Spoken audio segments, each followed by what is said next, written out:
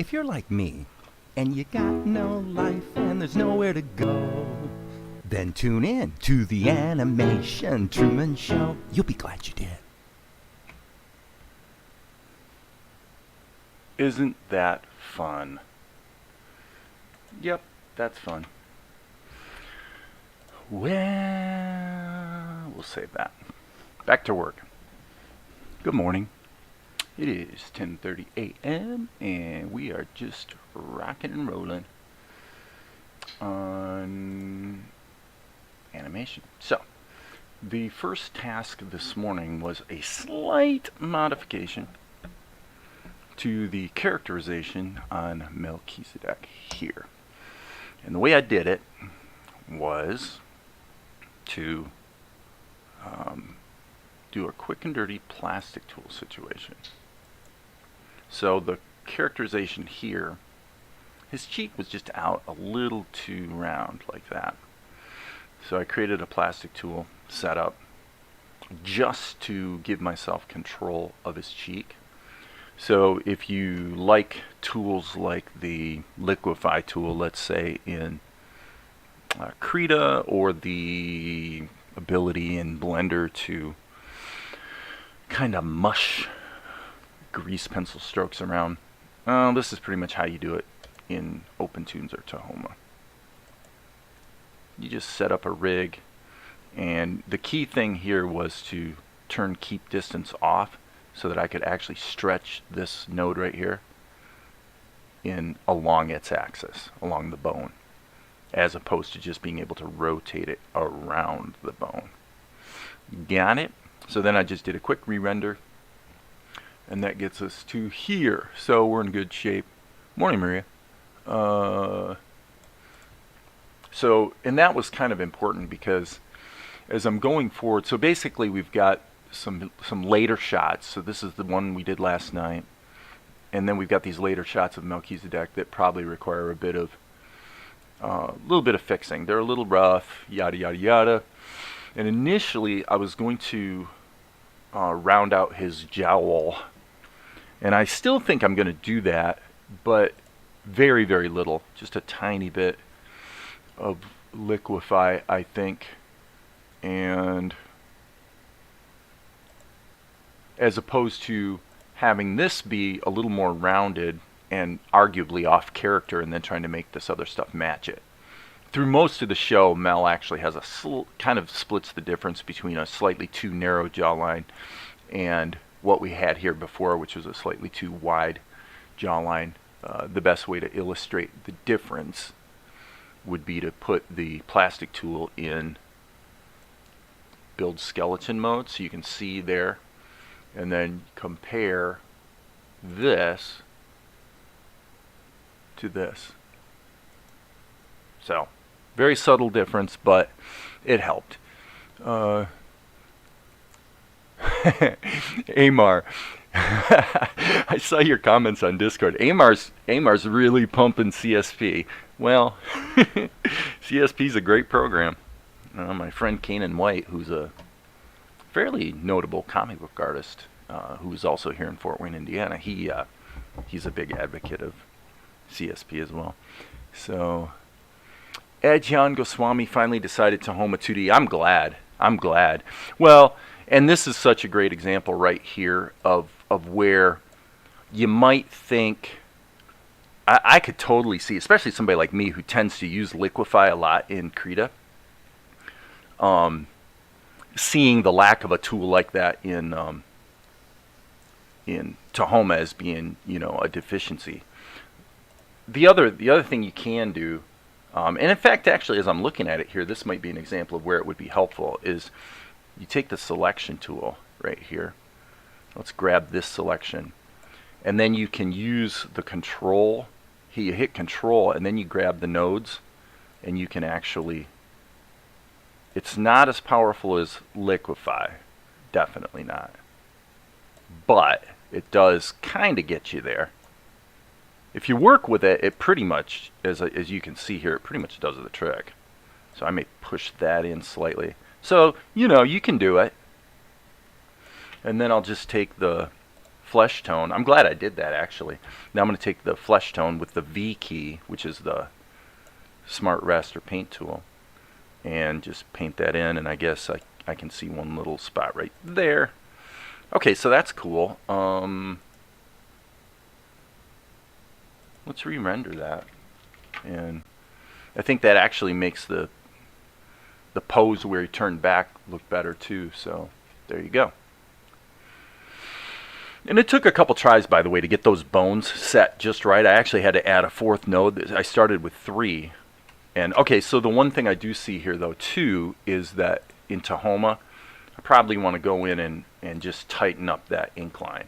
So, you know, there's a little fiddling required to make it all work, but hey, we're all here to just do the work, right? And there's no point trying to pretend it's not work.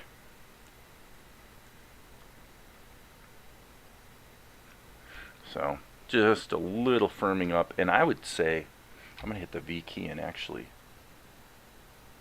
smooth that out just a little bit, and then maybe hit the eraser. And I'm just, you know, this is, you can fine tune as much or as little as you want to. Okay, so that's probably good. We'll go back here.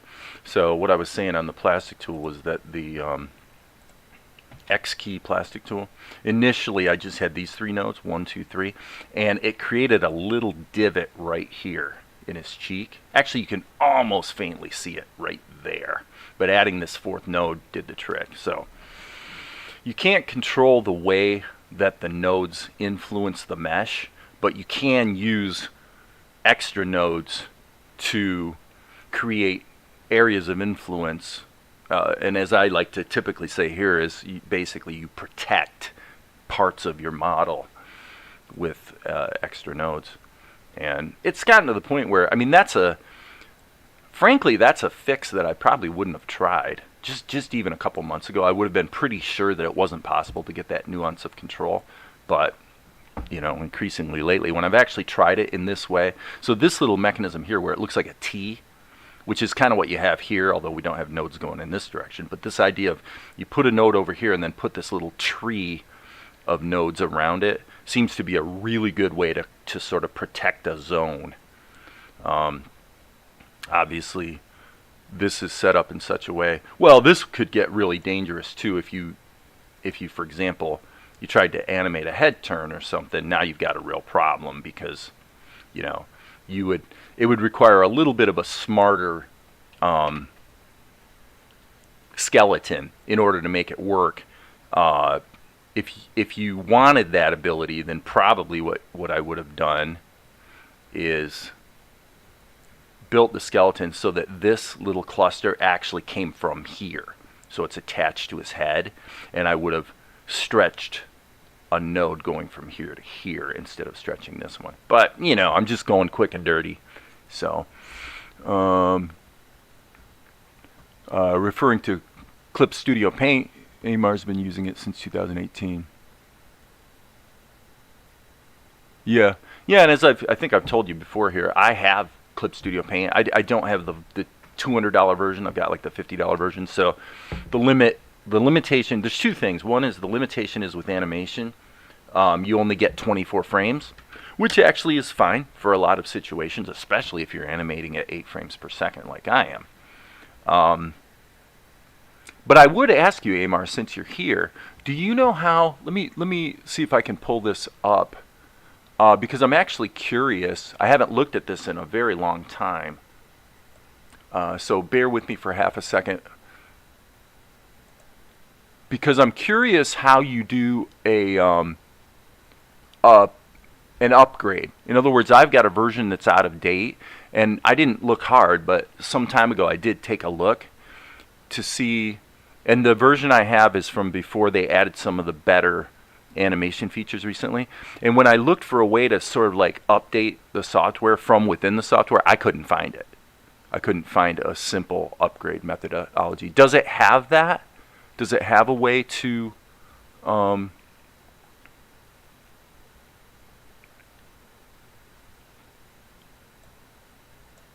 does it have a way to update from within Clip Studio Paint. I'm looking on my system right now for. I may not have it installed actually, so bear with me. This is worth taking a moment to look. It looks like it probably is not installed, but I've got sort of an archive here I can probably run it from. Let's give it a crack. Okay, and so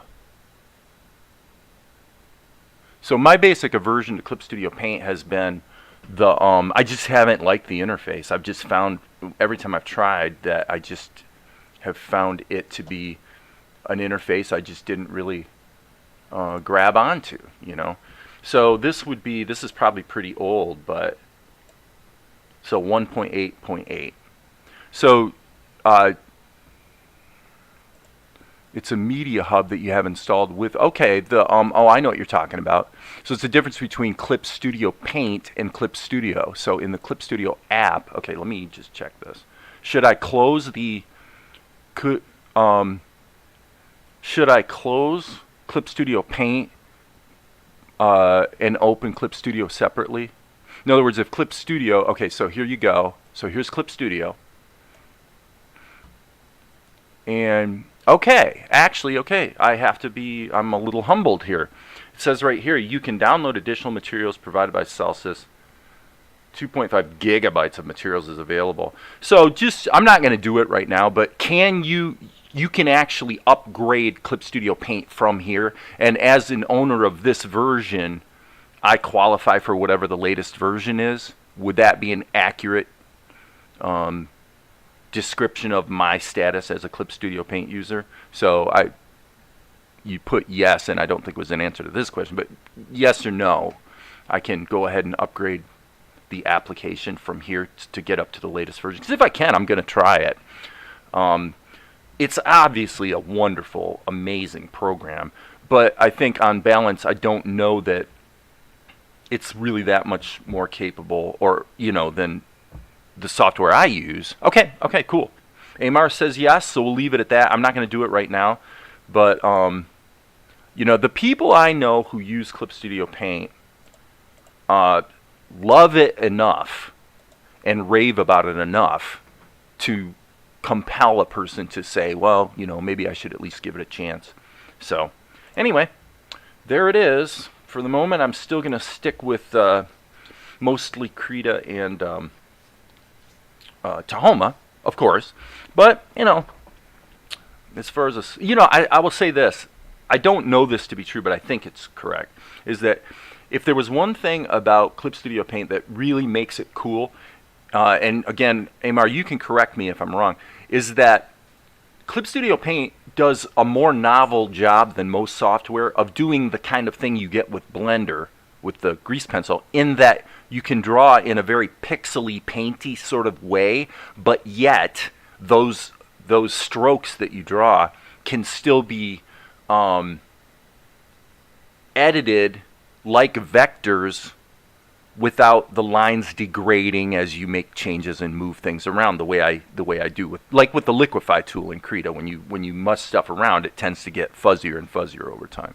So is that true? Is that basically right? Like you can paint with Clip Studio Paint and then you'll wind up being able to edit the art in a sort of vectory way that doesn't degrade the image. So in actuality, the interface is just like Krita. They are pretty similar, that's for sure.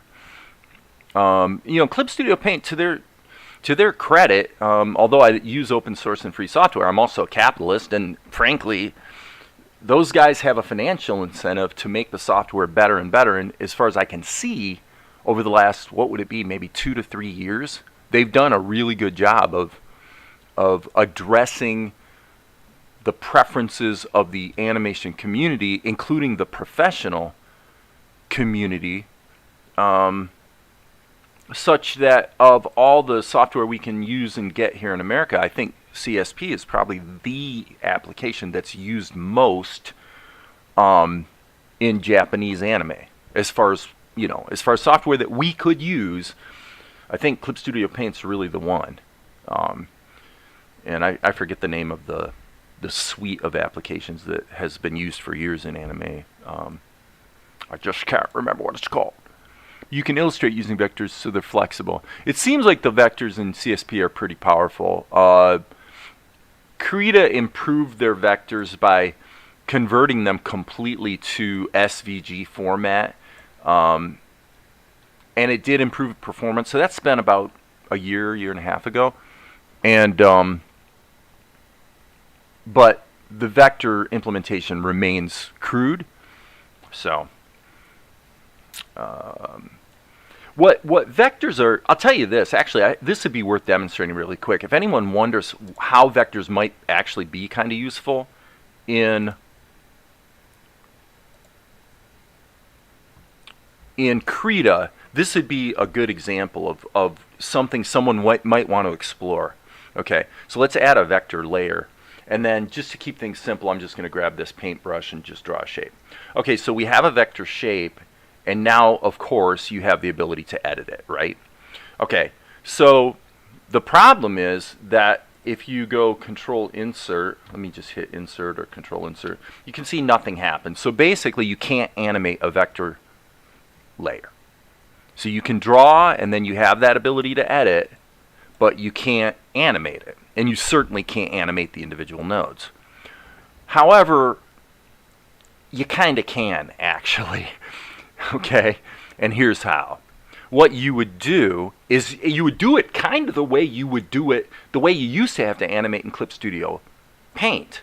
What you would do is you'd put the vector in a group, duplicate it, and then, of course, it's a little clunky to have to do so, but you turn the other one down, and then you'd edit this one, and then you duplicate it again, edit it some more, and that includes editing the shape.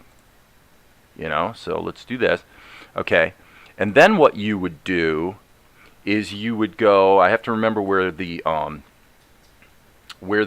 option is here, but it would be layer convert group to animated layer.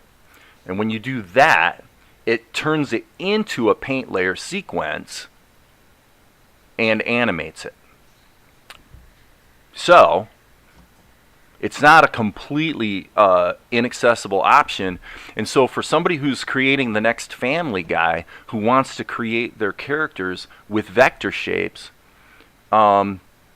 and then have the ability to just reuse them and resize them with no degradation of the image, especially when you scale it up, obviously, then there's a way to do it. And by the way, because the underlying format of vectors, and by the way, I should add one more thing. If I was really doing this, you know, kind of in the real world, one other thing I would do is before I make that conversion, I would duplicate the group, and then I would just turn this one off. And the reason I would do that is so that I can always get back to the vector shapes if I need to. Okay, so that's the workflow of dealing with vectors, and it's additionally powerful because Inkscape is a much more capable SVG vector shape, you know, illustration program than Krita. Krita basically has all the features, but the problem is performance is fairly poor once you start getting into, you know, even modestly complex vector shapes. At least that's been my experience. So if you actually create your assets in Inkscape, you can just drag and drop the SVG files directly into Krita, and Krita recognizes them as its native vector format, actually. So, you know, if you're obsessed with vectors and you really want to go there, the truth is it's all there in Krita, but you have to jump through a couple unusual hoops. Now, I would say to Amar, the way that Clip Studio Paint seems to handle animation layers, I think, remains to this day kind of like this, isn't it? Where unlike Krita, you might have the ability to selectively isolate a layer. So in other words, if I'm on this particular picture, these would all be a little bit quieter, or, you know, turned down, or else actually turned off, so you can isolate the layer that you want to see. So you really can't do that very easily here. Well, actually you can isolate active layer. So there you go. Sorry, I misspoke. So if you really want to work vertically And again, Amar, you can weigh in and say if I'm actually kind of describing Clip Studio Paint in the wrong way. But it seems to me, from what I've seen in little videos and things, that when you animate in Clip Studio Paint, you do have a timeline. But especially back in the day, and probably in the version I have, when you wanted to animate, this was pretty much how you did it. You'd get comfortable with the idea with working in columns as opposed to rows, which, come on, let's face it, that's basically an X sheet. It's the same as an X sheet. A lot of people, like Darren, loves the timeline in Tahoma. Timeline being a horizontal. I don't even use the timeline in Tahoma.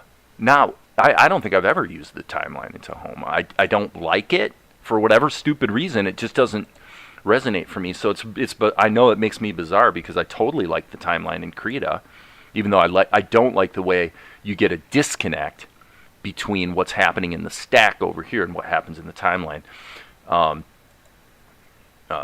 Mainly in the sense that if I have two layers active here in Krita, and I'm in this one, and then I click into this one and select a frame, I can edit the frame, but it doesn't actually select that layer in the stack, which means if I apply a filter or something, it actually can get applied to the wrong layer. But anyway, the point was, if you want to do vector animation in Krita, this is how you would do it. You would create vectors, you would turn on isolate active layers so you can see one at a time, and then you would basically do your keys and then convert it with, what was it? I got to remember again. I think it's edit. No. I always forget. Layer, convert group to animated layer. Of course, once you convert it, it's no longer vectors. So, as I said, what I would do is I would copy the group and then just turn it off so that if you need to get back to those vectors, create another tween, for example, it's brain dead to do it. And then all you do is basically just go ahead and work out your timing, which in this case would be hit the Alt key. I'm sorry, actually it's Shift Alt. And then you can move these keys around and work out the timing of your animation. So, there it is. There it is, people. Okay, so anyway, let's get away from that and back to work. All right, so I'm going to take half a second here and look at the comments.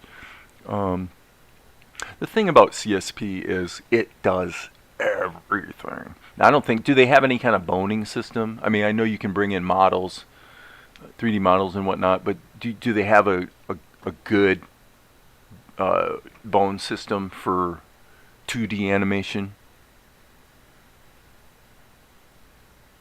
I'm looking at your comments. Layers is just the surface or surfaces you draw on. The timeline determines the flow of the animation. Okay. I think it's a good way to work. You sort of think of what we have over here as your assets, and then you think about what you have over here as how you're manipulating those assets over time. So, anyway, all in all, I remain pretty bullish on Krita 5. The caveat for me would be some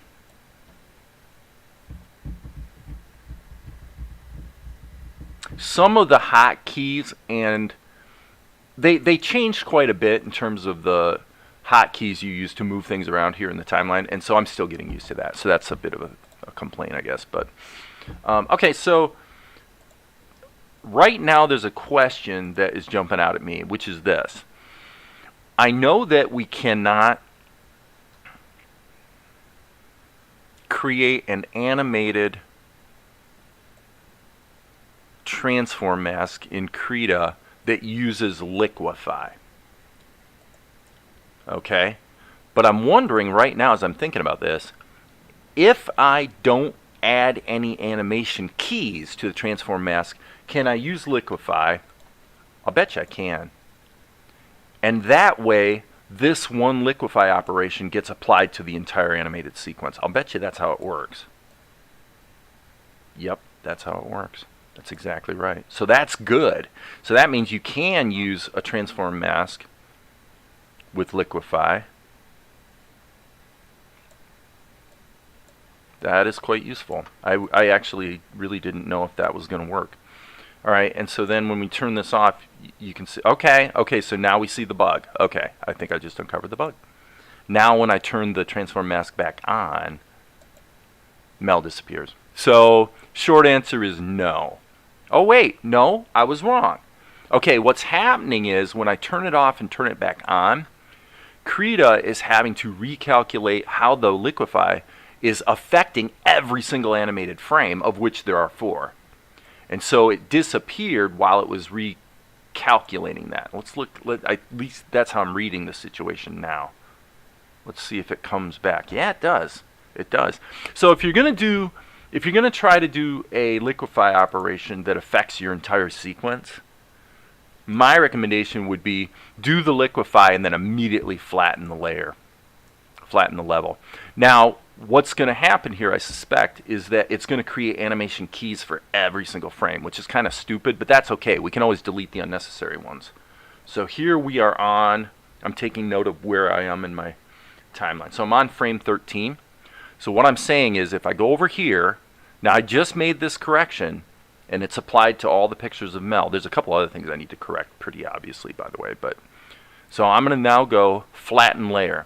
So that's going to take the transformation with liquefy and apply it to each of those 4 frames. It's going to take a second. And actually, I was wrong. It actually did the right thing. It modified each of those individual frames. Cool. There we go. So, all right. Hey, Golden Slime. Of course, you can still import 3D objects, but now you can create them inside and texture them inside the program as well. Yeah, what I was wondering about was rigging, though. You know, because in the world of 2D, you know, there's still, as we saw over here with the plastic tool, you know, rigging's a big deal and quite useful. So, if you want to go that direction. So, where to go from here?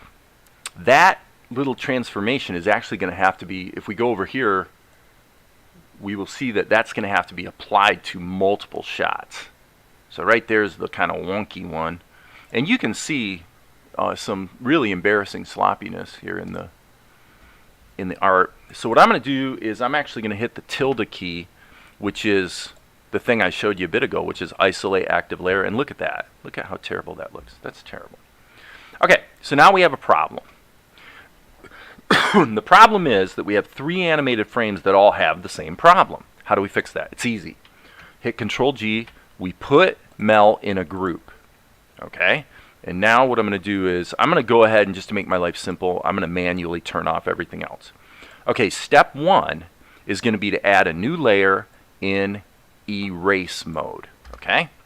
Now all I have to do is hit the G key and draw a shape around here to erase that nastiness. And because it's a layer operation in erase mode, it's going to erase the glitch in all of the frames. Okay, so now that's fixed. All right, again, what I could do is hit Control E and just bake that down now. There's no reason not to. But now I'm going to do another correction. I'm going to add another layer. And this one, I'm going to hit the B key, go to my brush, and I need to go really close here and sample this. All right. Okay. And now I'm just hitting the E key here. Well, actually strike that. I'm going to have to use another erase layer to fix that. So no big deal. So now I'm going to grab this and I'm just going to hand paint it in this case just because it's quicker to just not mess around with layers and whatnot. So I'm hitting the 5 key to undo the rotation. All right, B key so I can draw again. Whoops, wrong color there, fella. Boom. Okay.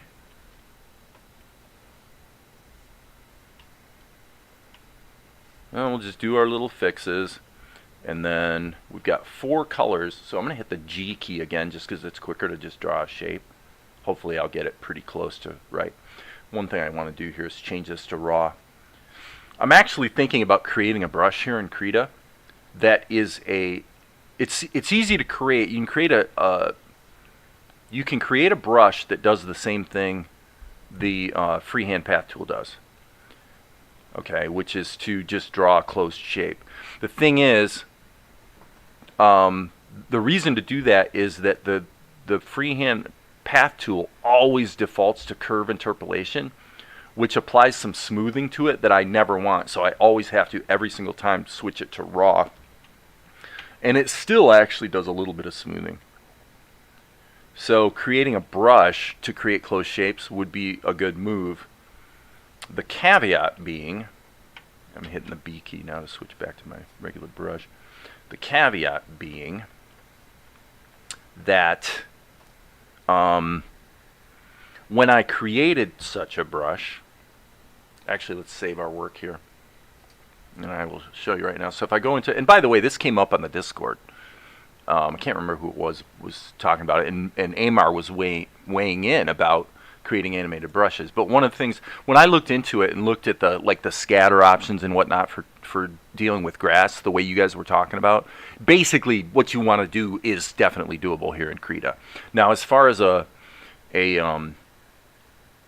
say an image hose that has a sequence of images that are all different, as opposed to the same image being rotated or scattered, that I'm not sure, although I think that Krita can import GIMP animated brushes, and I know that GIMP's animated brushes do a proper image sequence spray hose, so I'm guessing there's a way.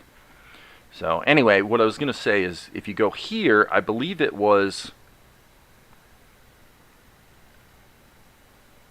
it tangent normal? Maybe it was shape. Yeah, there you go. Okay, so the problem with the shape brush is this. You'll see when I go back over it, it negates what I did before. So it's kind of thinking for me in a way that I really wouldn't want it to. And I haven't yet figured out how do you undo that so that no matter what, it only creates a closed shape. Right? So if I come back here, that would be somewhat useful. I could draw a shape like this, and I don't have to worry about the intrusive smoothing being applied. So there's that. Okay, let me see. Okay, so I'm going to hit Control E and bake that change down. So again, that change will be applied to all of the frames. And by the way, if you wanted to criticize me for not thinking ahead, you wouldn't be wrong, because the truth is I probably should have actually saved those layers so that they can be applied to the other scenes that need these fixes. Well, okay. Keep going. Okay, so Mustafa Mabaji. Mustafa Mabaji. It's OpenTunes. Well, this is Krita. What's the difference between Tahoma 2D and OpenTunes? Not much. Tahoma is a fork of OpenTunes, so they're basically the same program. For your purposes, the two big, and for mine, frankly, the big difference with Tahoma versus OpenTunes is in Tahoma, I can actually take art that I've created here in Krita and just cut and paste it into Tahoma through the clipboard. So Control V. So you could say that the two programs interact a little better. So you can cut and paste. The other thing that I don't use it, but you could use it with Tahoma that OpenTunes does not have, is this little thing here, stop motion, that lets you connect your camera and actually, take pictures and do image sequences, so you can do stop motion animation directly into the program. But I never use that. So, but those are the two big differences. Other than that, it's mostly the same between between Tahoma and OpenTunes. So anyway, Golden Slime, I don't know if I said hello, I don't remember.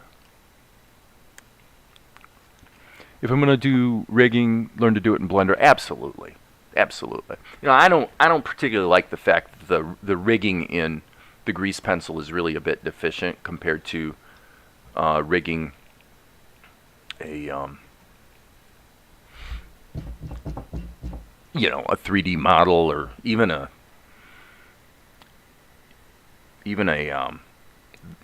vector-based, a model or a drawing built with curves is much easier to rig and animate and whatnot in Blender than grease pencil. So with grease pencil, you got to wrap a lattice around it and then animate the lattice, basically. Okay, so I'm going to change to this color. I'm actually doing another correction layer here. So I'm using the brush that I just created a moment ago, which is drawing shapes for me, which is quite cool. Okay. So this brush basically does that.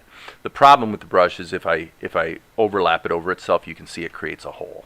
So it has its limitations, but it is kind of useful for sure. And that brush only took a half second to create. Okay, so now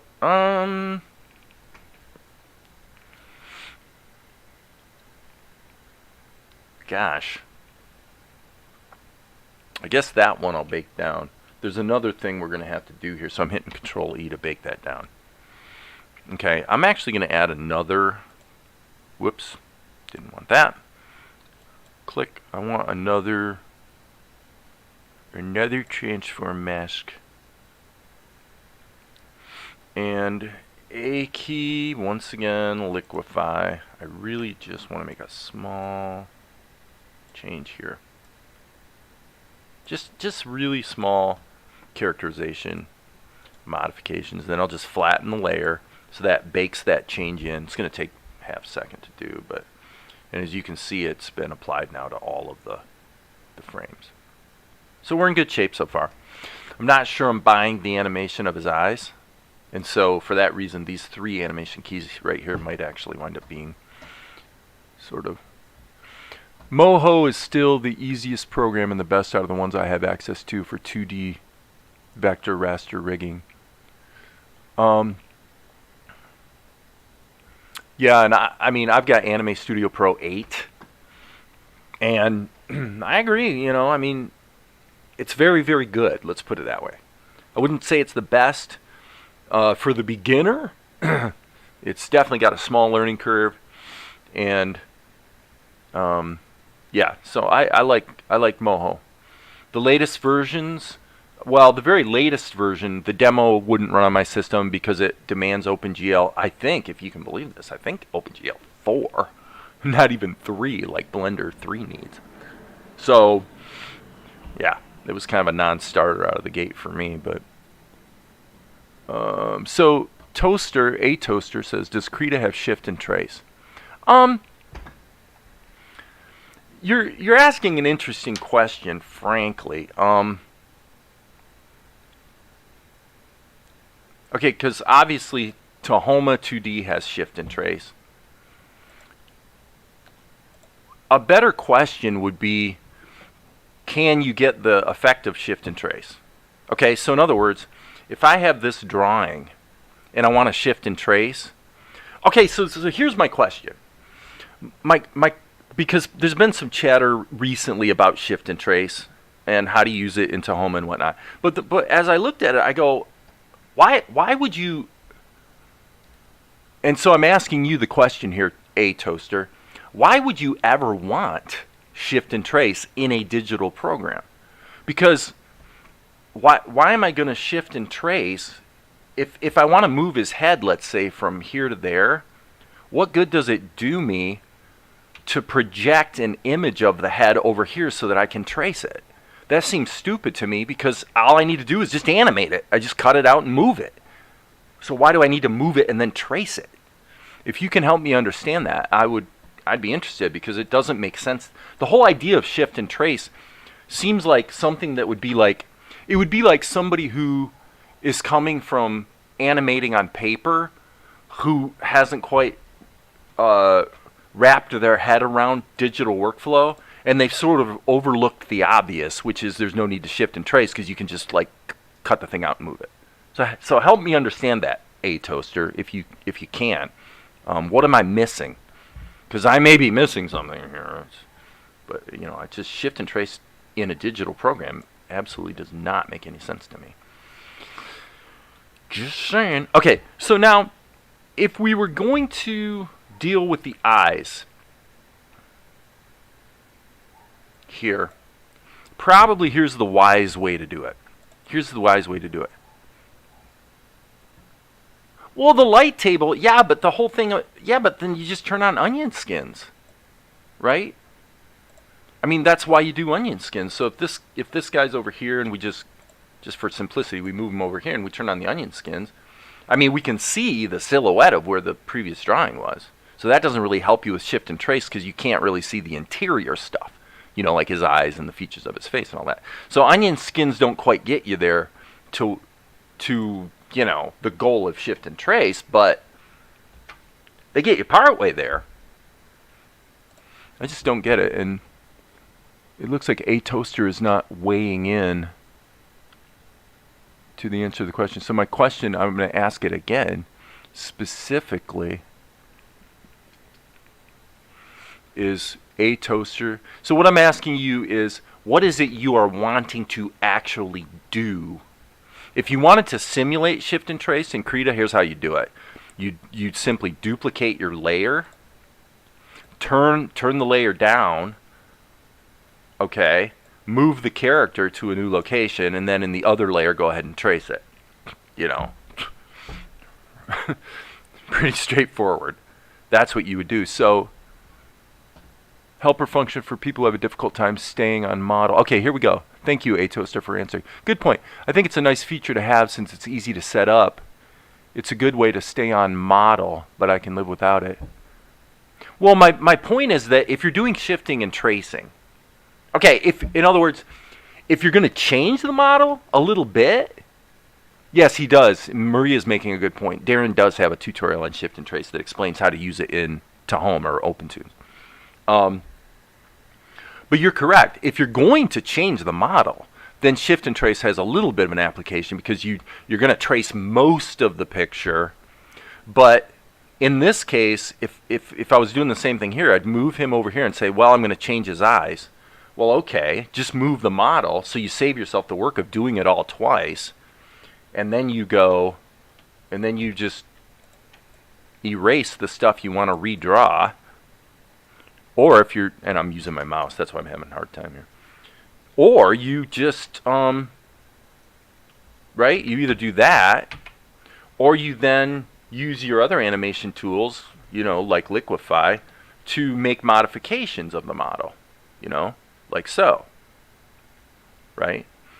And even if you don't like the degradation that results from tools like this, you can use a tool like this, even on your pencil test actually, to just get your image dialed in and then go in with your brush and, you know, draw over it and fix the things that are not quite working, you know.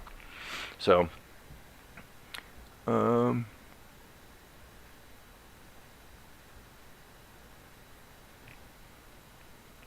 no. Okay, so Adyan, I want to put your questions to bed very quickly. Number one, if you're looking for overall performance, okay, let me backtrack. Number one, nobody here knows what you mean by laggy. Okay? So if you're going to tell us that Tahoma is laggy, then you need to be very specific about what exactly are you trying to do and what is the result that you're describing as laggy. So are you saying that when I play back my animation, it won't play back at full frame, at full rate? Because that might be, like for example, over here in Tahoma, if I put this in preview mode so I can see what it's really going to look like, guess what? It will not play back in real time. And if I didn't know anything about it, I might describe this as laggy because it's playing back really slowly. What I don't realize is that after it's done playing through and it's cached those frames in memory, then it will play back at full speed. So you got to get a lot more specific about what you mean by laggy. If you're talking about laggy while you're drawing, it's possible that you're trying to draw and you have smoothing turned on, you know? And so the second part of my answer to you is, if you're getting performance issues with Tahoma, I can almost guarantee you're going to have worse performance issues with Krita. Especially because on a machine that's sufficiently underpowered that it doesn't run Tahoma well, you're going to be probably waiting for the animation cache to refill. Like every time you hit playback in Krita, you're going to have to sit there for a few seconds while it reloads the animation cache. If you don't know what that means, don't worry about it. Just suffice to say, whatever's going wrong with Tahoma is probably going to be worse with Krita. Probably worse. I speak with authority. I'm pretty confident that that's all true. Okay, so anyway, back to work. That's okay. The blush. Okay, so yeah, I was talking about the eyes. So here's what I would do. I want to have a little flexibility to deal with his eyes. Okay? Right now the eyes kind of go like that. I'm okay with what the eyebrows are doing. It's really the eyes themselves that I'm not so sure about. So here's how I'm going to fix that. I'm going to duplicate my layer of Mel, and I am going to actually, the best way to do this, it's a little clunky, but let's just roll with it. I'm going to put each of these layers in a group and then give each of these layers a an erase layer. Okay, so again, it's a bit of a clunky process, but it doesn't take that long. So I'm going to add an erase layer. Actually, you know what I'm going to do? I'm going to leave this one off. Okay, so in this layer, what I'm going to do is draw a shape that isolates his eyes. So I'm going to turn this one off for the moment. Okay? So I'm going to go like this and hide Mel's eyes. Okay? So now, if I hit Control E and bake that down, now his eyes are hidden in the whole sequence. Okay? Except there's one problem. I want to hit Undo. What I want to do now is duplicate this and drag it down to here. Whoops. Drag it down to here. But then, this one, I'm going to go Image. Where is Invert? What is it? Actually, Filter, Colors. It seems to me there's a simple, I don't do it very often, but Image. I'm gonna say, let's grab all this like this, and what is it, Alt-I? Darn it. Sorry guys, I'm trying to find, I just don't do it that often and can't remember and I'm probably looking straight at it.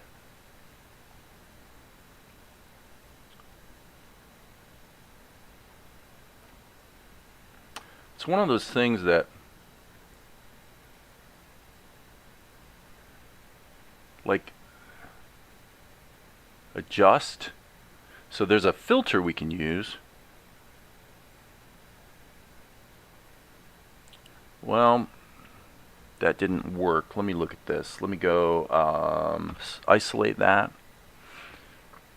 And what I'm wanting to do, I guess what we'll do is we'll do it this way. I'll hit the fill tool and fill everything else in. Okay, now we're going to grab this, and again, the idea here is to do an adjustment, invert. Okay, that'll kind of work, but I need to do a little bit more. I need to make this actually white. Okay, so there we go. Okay, so now we've got the opposite filter here. Okay? So, question is why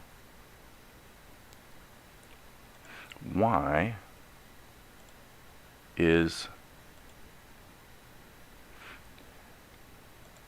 there's Mel, there's the erase layer. Oh, I know why. My bad. What we have to do is the opposite here. We have to do the S key. Probably just select the color and then delete that.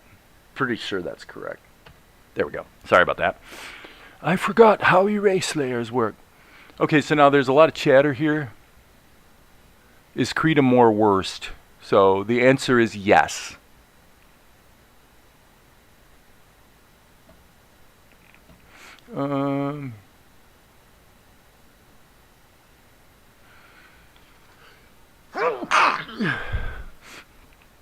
What software will give you issues if you don't have a decent video card? Yeah, use Vector. Oh!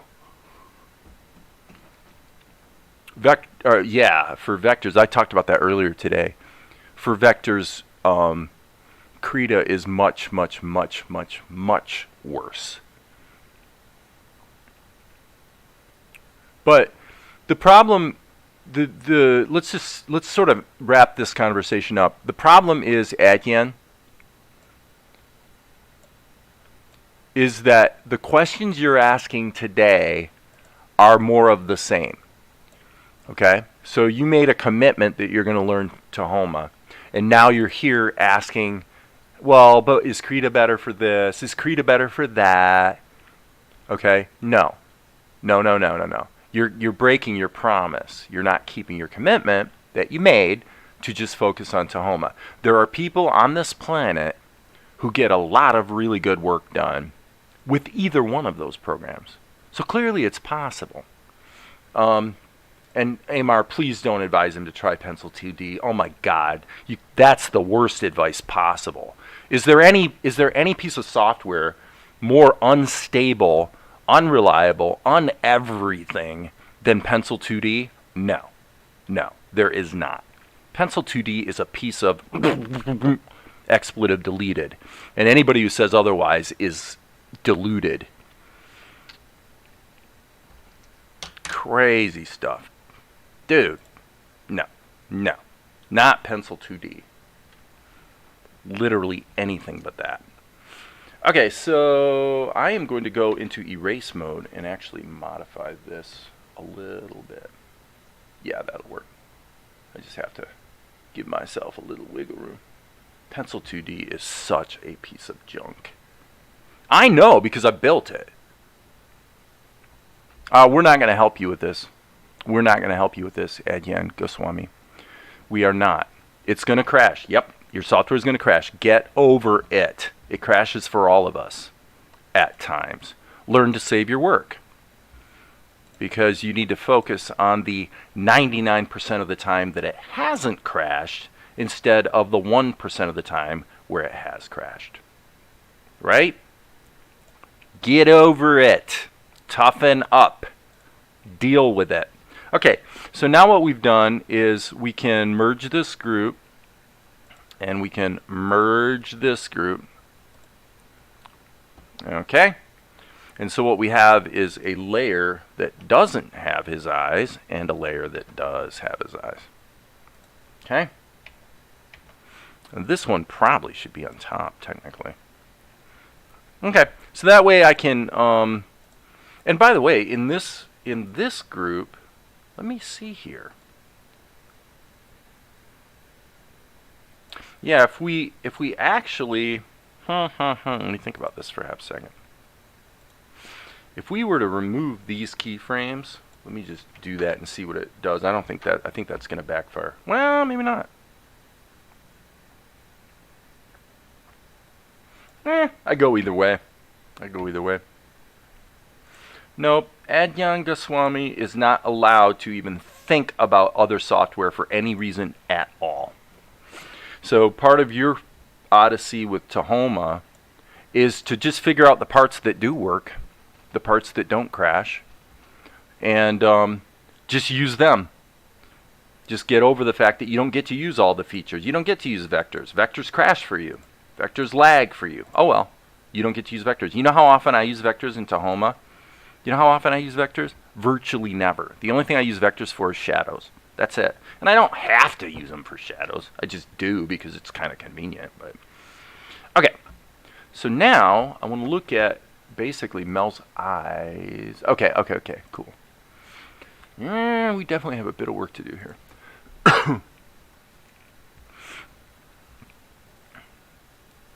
Do more, complain less, says Amar. Yeah. Okay, let's kill this.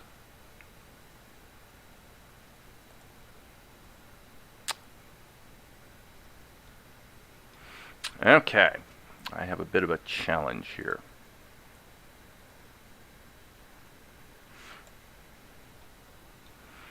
I have to really think about this for a half a second. By the way, before I do that, I'm going to check did I change my render settings? This would be 095. Yes. Okay, cool. JPEG. I better check here though and make sure these are actually JPEGs. You guys can't see this, but they're pings. Well, maybe not. Actually, let me double check again. Yep, they're pings. That's 97 though. Hold on a second. That's 95. Yep, they're pings. So, Control R. These are supposed to be pings. And that's 0.95. I guess my fuzzy old eyes are seeing this wrong. Yep, that's correct. I'm going to go ahead and render that. Render, render, render. Should take a half a second to process. So the basic thing I'm debating with myself right now is whether to go ahead and completely redraw his eyes. I don't think we're in polishing turd territory, but we're kind of close, actually. So let's just see what we have here. Okay, so it's not ridiculous.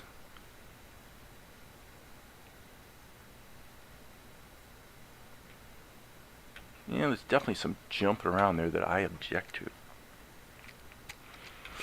Okay, so if we're gonna redo the eyes, it seems like the best way to do it would be to just like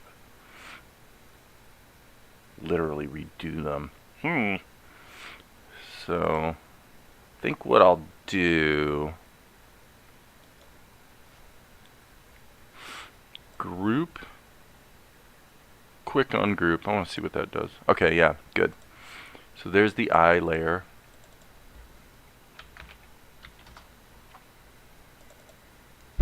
Call that Mel. And then I'm just going to manually turn these other layers off so I can really look at what I got here. Okay, let's just take and doodle. Like if I was drawing his eyes from scratch, knowing what I now know, what would it look like?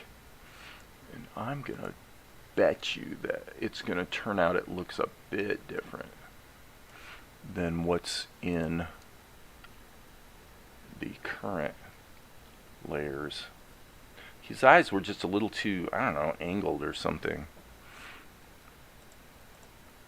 See that? They're a little higher. Yeah, I just really don't like that. I think we are going to, delete it. Okay, so that means we need to make one quick and dirty change here, which is to hit the G key, sample this, and on this level we're going to actually put the shadow in there. And then here we're going to go ahead and put in. So yeah, we're definitely dealing with some persnickety fix-ups for sure today here. But no big deal. Something to do. Something to do. So now this will be Control E, map down into this level so that we just get this slight animation of the eyes. And then here's the sketch. Okay,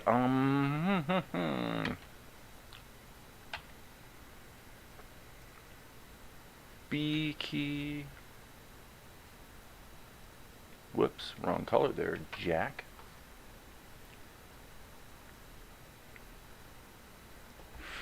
Okay. Let's just say we're going to stick with that. So Control Insert, and then what would we do here? So what I want to do is get a sketch of where his eyes are going to land, and then we'll figure out how to tween it.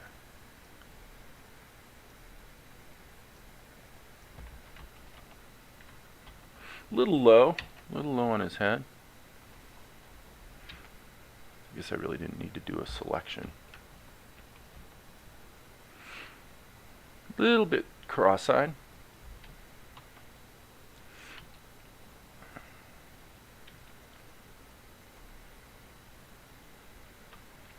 Yep, that's moving in. I don't really like that.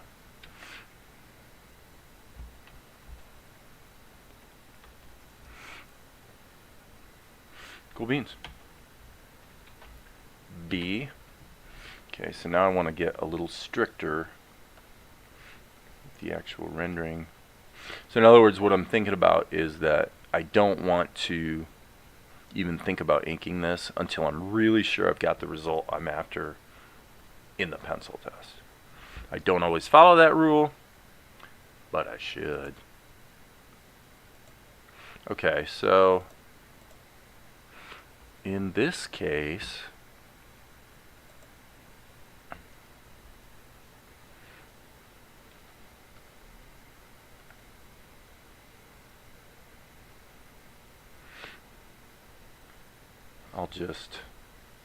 I'll just do this, the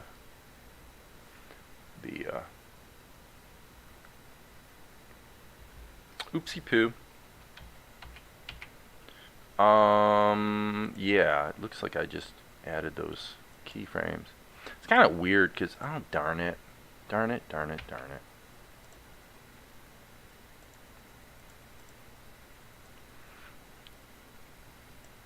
What we're seeing here going on is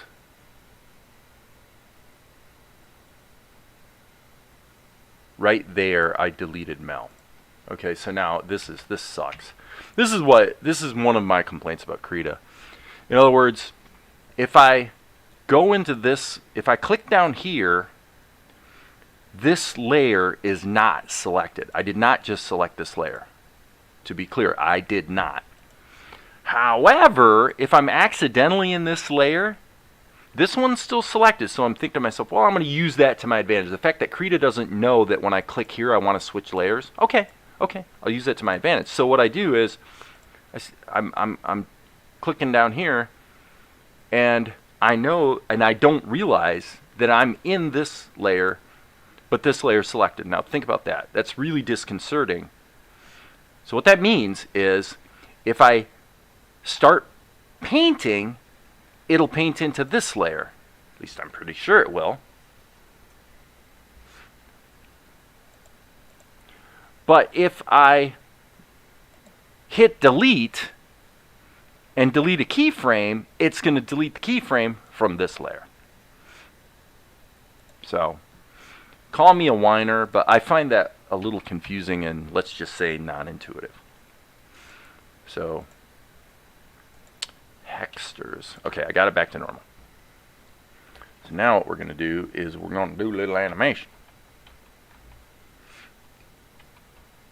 Okay, so here's dun, dun, dun, dun, dun.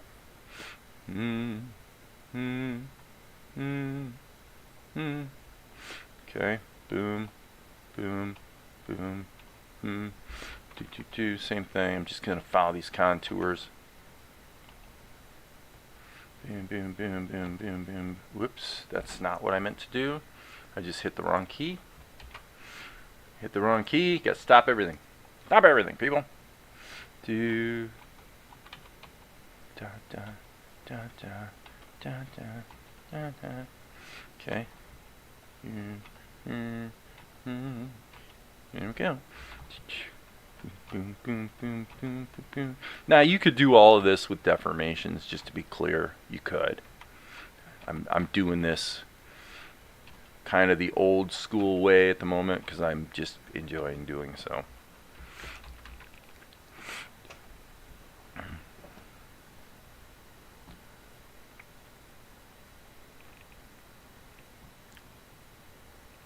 So, Adyan Goswami is seriously tired. You've asked the question, and the question has been answered. Okay, I don't know if you believe the answer. Okay, look at my YouTube channel. Look at what I've done. I've been doing this animation thing for how long now? Over a couple years. Spent a lot of time with Blender. 20 years with Blender. Spent a lot of time with OpenTunes. Spent a lot of time with Krita. I kind of might know what I'm talking about here, buddy. I might know. You asked the question, and I answered it. If you don't believe the answer, I can't really help you. Can't help you, buddy. I gave you the answer. The answer is Tahoma. There is no other answer. There's not going to be another answer. You're sure as heck not going to get another answer from me. So if you don't believe the answer, kind of, whoops, that's not what I meant to do. If you don't believe the answer, that's really not anybody's problem here, is it? Nope, it's just your problem. So, yeah, you're tired. Everybody else, does everybody else have it so easy? Right? It's really hard for you, but it's like easy for everybody else, right? Maybe? No. It's just that everybody else understands that, well, this is nobody ever said this was going to be easy. Nobody said it was going to be easy. Sorry. If it was easy, would you learn anything? No. If it was easy, would you master it? No. Nope. The truth is, and I can say this with authority because I've been this guy, and sometimes I go back to being this guy.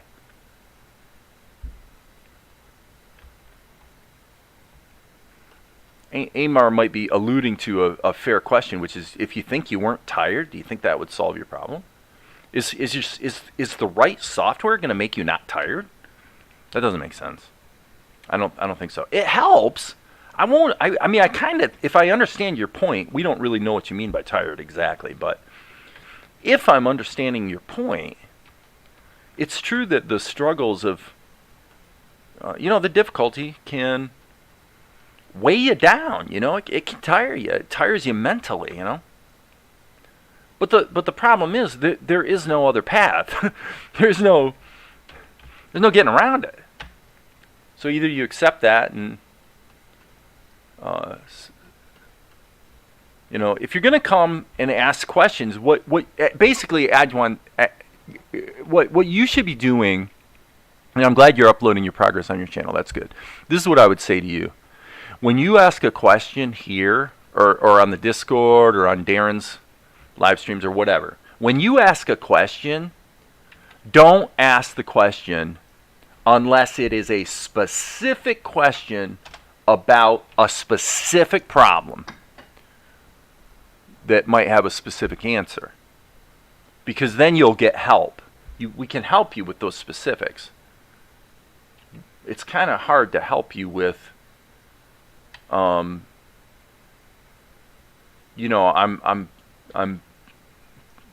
let's say weary of this struggle and process, because what we all are going to hear is, you told me to take this step, that step, and the other step. You told me to take these steps. I kind of tried to take those steps in the sense that I dipped my toes into the pond.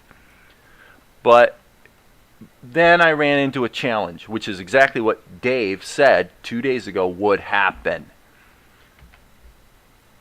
I specifically said you are going to run into barriers. Emotional barriers, logistical barriers, software problem barriers. I told you that would happen. So there's no surprises here, are there? Nope, no surprises. Not one. Not one surprise.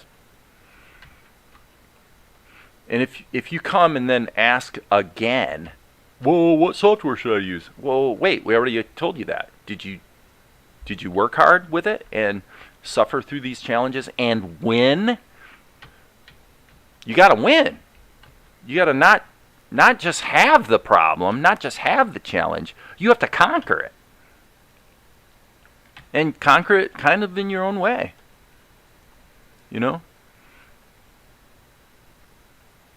How much time have you spent reading the docs? Do you want to answer that question directly? Literally, down to the minute, how much time have you spent reading the docs? Have you read the entire document, the entire user, all hundreds and hundreds and hundreds of pages of it? Have you done that? Because if you hadn't done that, why are you asking questions? Well, we know the answer. The answer is because you think the answer you get here it'll be easier than searching through the docs. That's the answer. The truthful answer is, it seems like it'd be easier to just ask than to do all the hard work of searching through the docs.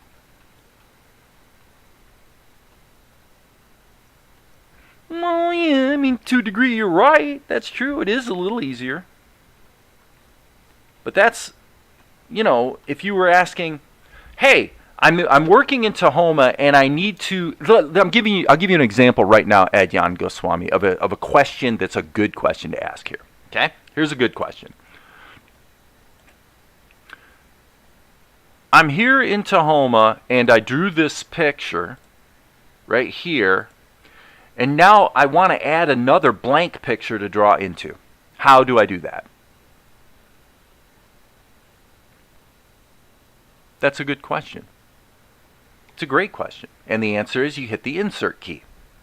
You say, well, okay, but I really guess I don't want to insert a blank image. What I really wanted to do was make a duplicate of this one so I can change it a little bit. How do I do that? Oh, that's a great question too.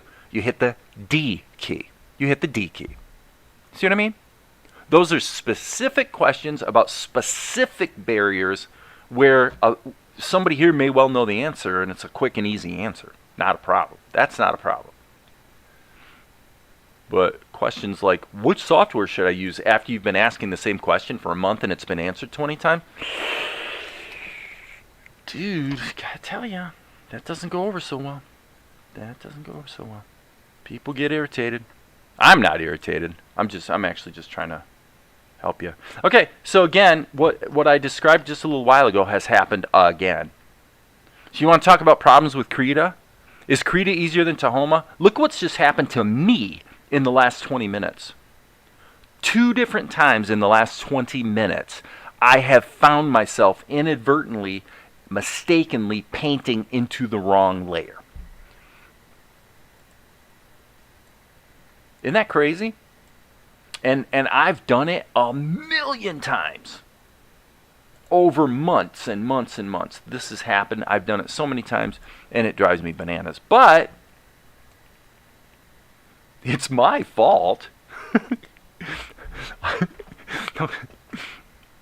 Right? Nobody else did it. That was me.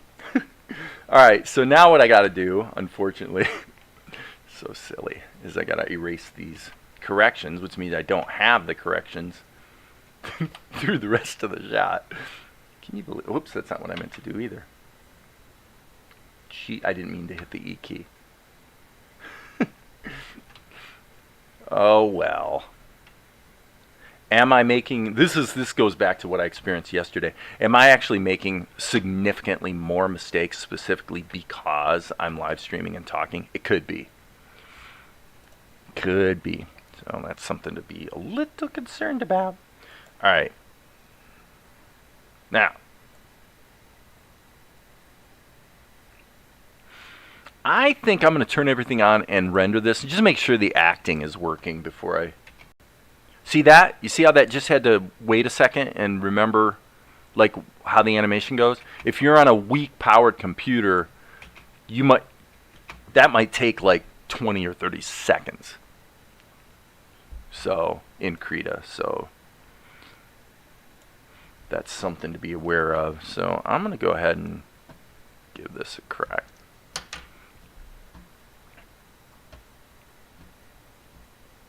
Wait. I believe they're young, so that's where the decision comes from. Yeah, of course. Even more how long you've been animating. No tool's easy, but we can make the process more difficult. Painting in the wrong layer is a sign of genius. I do it all the time. Well, yeah, there you go. Too many options. Before we had all these options, there was only one. Paper. Well, and honestly, a person can learn a lot just by animating on paper. I mean, you can get a significant portion of the way there. Just animating on paper. Oh, that looks so much better. Oh, dude. Yeah, absolutely. It doesn't have that stiff digital feeling to it. Okay, cool. So that means I'm on the right track. So I'm like Adyan Goswami. I'm suffering mistakes. No crashes, happily, but I'm suffering boo-boos. But by getting through the boo-boos, I just looked at what I've done, and it turns out that it is an improvement. Okay, so what I'm going to do is I'm going to try something radical here, just because it's fun to do so. I'm going to trace these eyes out, and then I'm going to use a curves operation to see if I can... let's see, I'm going to turn off the bowls. Just get them out of there. Okay, so here's what I'm going to do. I'm going to go Control M, and then I have a preset called turn down. Okay?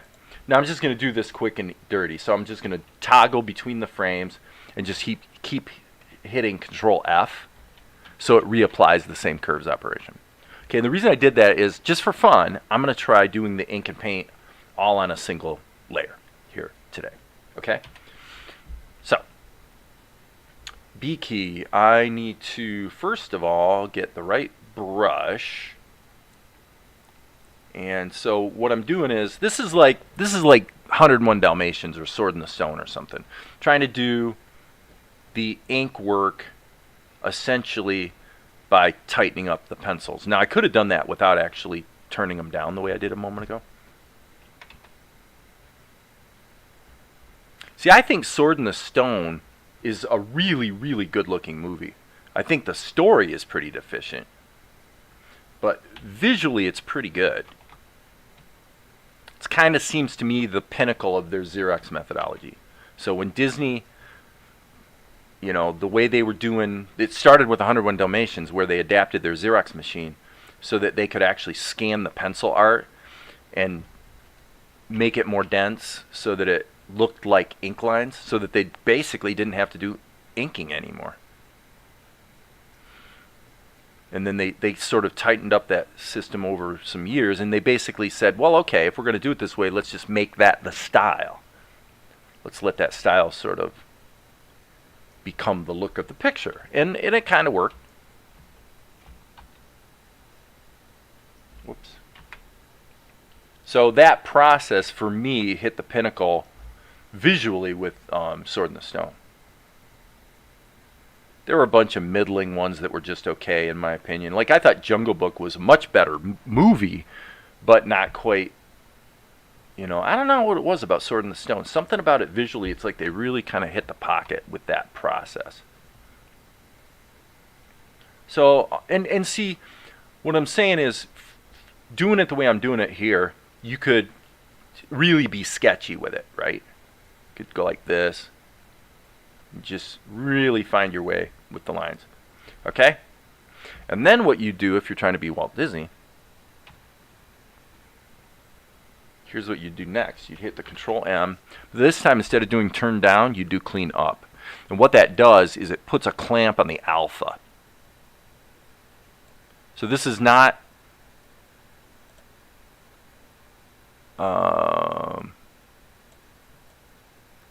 it's not the right solution for a lot of things,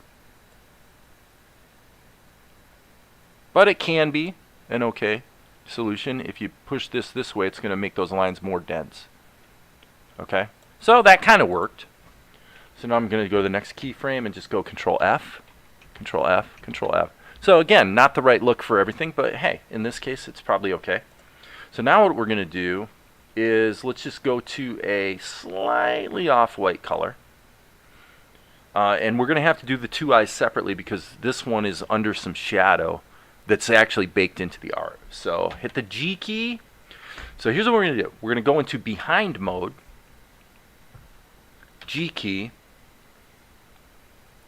and we're just going to trace the eyes, like so. Okay? Now, I'm going to hit the Z key and undo that. There's a case to be made, like right now we've got black lines, whereas over here we've got brown lines. Okay? So, actually, so why don't we go Control M, and let's just make a slight change here in the, gosh, probably the lightness. Okay, that didn't work. Sorry. I guess it's actually the low end we have to turn up, come to think of it. There we go. Okay, so we'll get the value kind of close to those other ink lines. And then saturation, I don't know how this is going to really work, because when you got something that's truly black, you're really giving yourself a bit of a pickle, because there's not a good way to you can't do a hue shift because there's literally no hue in it, right? So a hue shift does absolutely nothing. So really in this case, all we can do is just lighten them up a little bit. So just a little bit of a lightening up. And then, boy, it's really tempting to, let me see what happens if we do that twice. Ah, that did the trick. Ha ha ha. That was dumb luck. That actually got me about where I wanted to be. Now, if I really wanted it to match the background, I would actually also add a slight blur filter here. So let's look at a Gaussian blur. Just, that's about it. Not even, like, barely 1 pixel. So I'm going to go boom. Now Control F, Control F, Control F. Okay, cool. I better save my work. All right, I'm going to go back up here and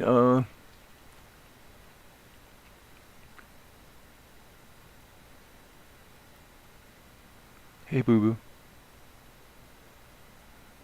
Where's the picnic basket? It's funny, too, how vocabulary affects things. When I first heard curves in Tahoma, I thought shapes. When the demonstration was for color, I needed a moment to adjust. Yeah, and you know what? As far as the pencil art look, you have mentioned that before, Maria, and I do too. It's a little bit. Now, I mean, if I was going to be careful here, if I really was going to be smart, I would just put the eyes in a group. And I'm kind of having fun pushing the limits here a little bit. So the reason being, it's actually highly likely that you're going to get a situation where you want to have individual control over the lines versus the colors. So to insert these keyframes and just put the freaking whites of the eyes in a different level would really probably be a pretty smart idea. Okay, so now I'm going to hit the G key, and we'll just smash through here and draw these whites of the eyes. And if I want to make my life a little easier, I probably could zoom in a bit so I can see what I'm doing. So I'm with you, Maria. I like this look too, but it's been used kind of selectively and inconsistently in my show. And so I just suffice to say, I have to be careful not to go too far with that concept. So now here I'm going to go ahead and just turn the value down a little bit, and we'll see how it looks. We'll see how this happens to go. Hopefully it'll be... that looks like the same darn color to me. Oh, I see. And that's interesting.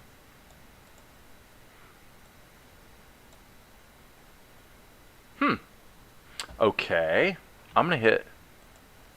Look at that. I was wrong. Holy cow, was I wrong. It being a different color was an optical illusion. Or being the same color. It actually probably was... So under the shadows, it actually looks right. Those two colors are not the same. Isn't that crazy? Look at that. That just goes to show your eyes will just fool you in such a big way. That is crazy. It looks like exactly the same color to me. Holy smokes, gosh.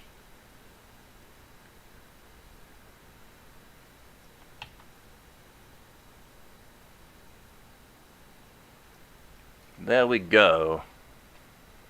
There we go. Let's see what we have. Let's just render... Okay, sorry. Undo. I hit Control-Shift-R instead of Control-R. What does Control-Shift-R do? That's how you render in Tahoma.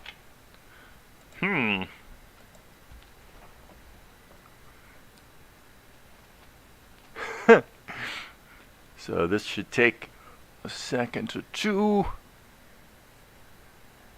So we actually have another problem on this, which is that his hair is too dark and needs to be fixed. So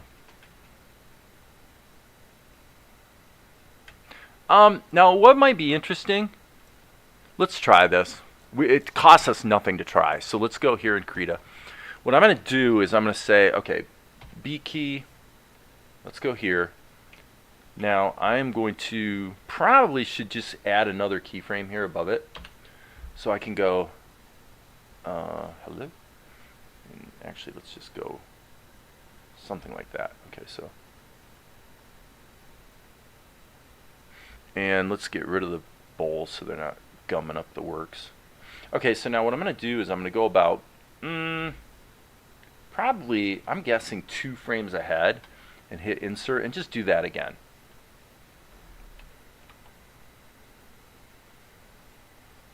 Okay, and then what I'm going to do is loop that section just to see. Not bad. Like I said, it costs us nothing to try, so I'm going to hit Shift Alt and duplicate those. Okay, that's not what I meant to do. I'm sorry. Undo. I meant to say I'm going to hit Control and duplicate those. And duplicate that whole batch. And duplicate that. So again, costs me nothing because if I decide I don't like it, I just turn the layer off. Right. Right. Control R. So we'll re-render it and just look at how that feels. It's a bit of an effect that drives home maybe his sort of wow feeling, you know, at seeing the pretty girl kind of thing. So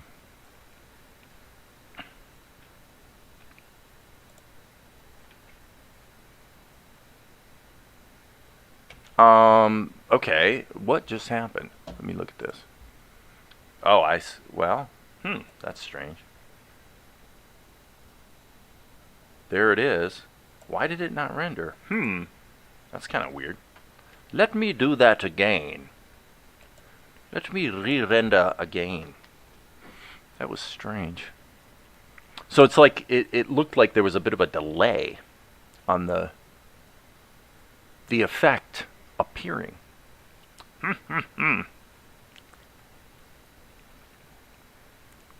Come on, baby.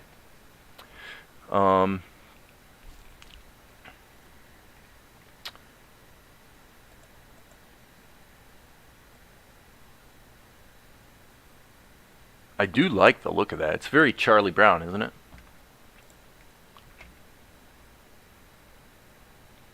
I like it. I think we're moving in a good direction here. You know, I'm sort of fixing one shot at a time, and they're...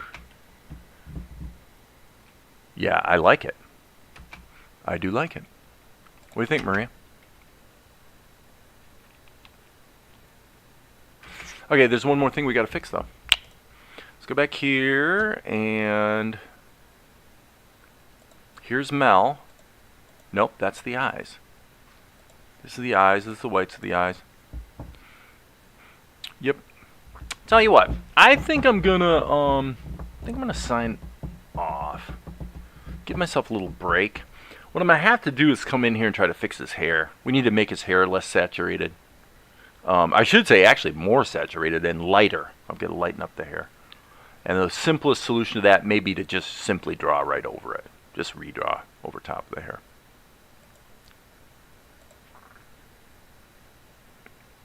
Could well be. So, but I think that's it for now. I think I'll take a break. Maybe I'll be back on this afternoon. We'll see. I should replay my little jingle for those of you who didn't get to see it. This'll make you smile. At least I think it will. This'll make you smile. Here it comes. Look at this. Ready? Oh, it's got to refill the cache. If you're like me, and you got no life and there's nowhere to go, then tune in to the Animation Truman Show. You'll be glad you did. Isn't that great? If you've got no life and you've nowhere to go, then come here. All right, later Gator to you too, man. It's been fun, and I appreciate the info, Amar, on Clip Studio Paint. Probably won't do much of a deep dive anytime super soon, but it's definitely good information and obviously a great program. So anyway, take care, you guys, and as you know,